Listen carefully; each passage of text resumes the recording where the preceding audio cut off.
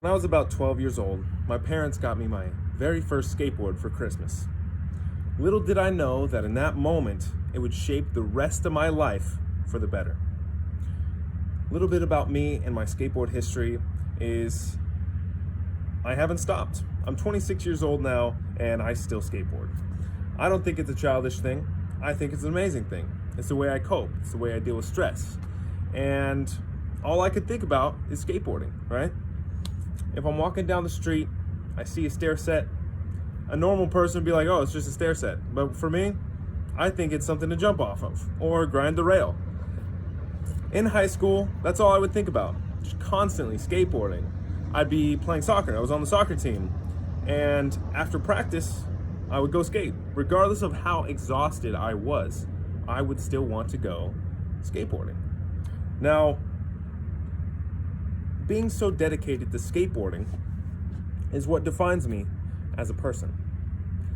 And skateboarding plays a major role in resiliency, and that is what I'm here to tell you guys today. You should pick up a skateboard. I have my skateboard with me right here. It's a Plan B skateboard. It has my favorite skater on there, Chris Jocelyn. I also have his shoes. Now, skateboarding, to me, is, like I said, my way of coping, my stress relief. It could be that for you too, or it could be so many other things. Resiliency and skateboarding have so much in common. You are able to master resiliency through skateboarding, right? You're constantly trying to do this trick. You're falling down, you're getting back up, and all you want to do is just land this trick. Now, with that, it comes determination. When you guys are going through a rough time and you just feel like you're down and you don't want to get back up, I've been there. I've definitely been there. I know a lot of my soldiers have been there too. That has to do with resiliency as well, being able to get back up. So the statistics on skateboarding is you can try a trick 350 times and you'll still maybe almost land it once. My buddy and I did a little experiment the other week. He's trying to land a dolphin flip. That's what it's called. I know it sounds weird, but that's what it's called. So he was trying to land a dolphin flip. He's never landed it before. And it took him about 2 weeks. And it took him about 500 tries to actually land one. He got it. He landed it. And if that's not determination, I don't know what is. So I have some charts here. So this first one is the charts of ages that go through skateboarding, right? This light blue one here is for teenagers. This dark blue one here is for kids.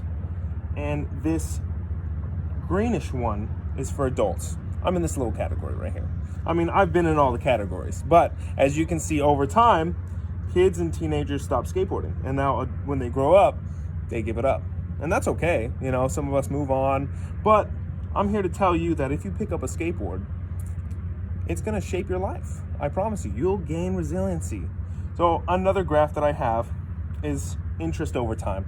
So right here, over here in around 2008, it starts up here in the peak of skateboarding when it was really big, and it's slowly coming down to 2018. Back in 2018, the skateboarding is around 25% of the population.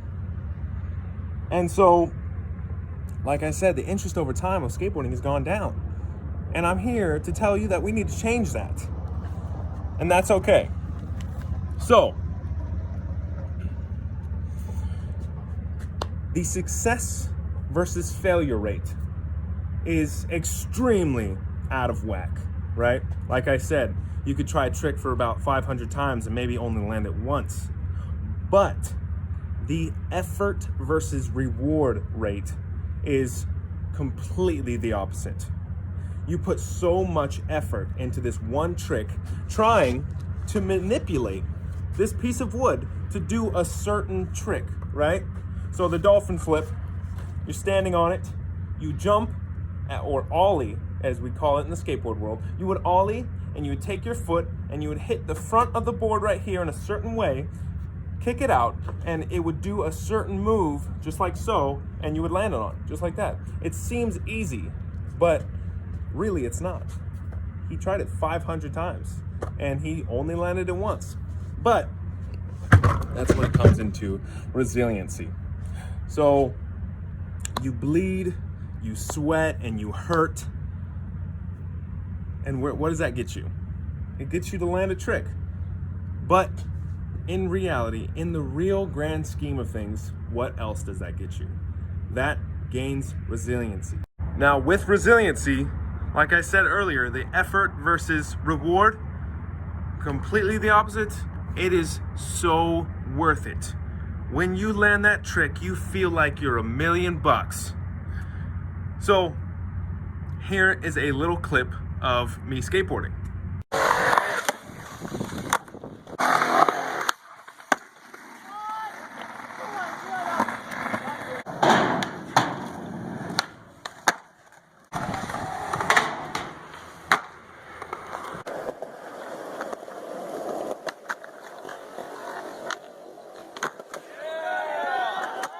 Rodney Mullen, one of the greatest skateboarders of all time, says he loves skateboarding because it's your own. Now, I've asked many skateboarders what the sport does for them. They gave me a full list of wonderful attributes that you would want for yourself. Skateboarding teaches us, motivates us, and drives us to success. Even though the trick may be far away, the journey is worth it. The things that we learn from skateboarding, we can apply in our own lives that make us better as people. So, pick up a skateboard, learn how to ollie, and that will send you on your path to greatness. Thank you.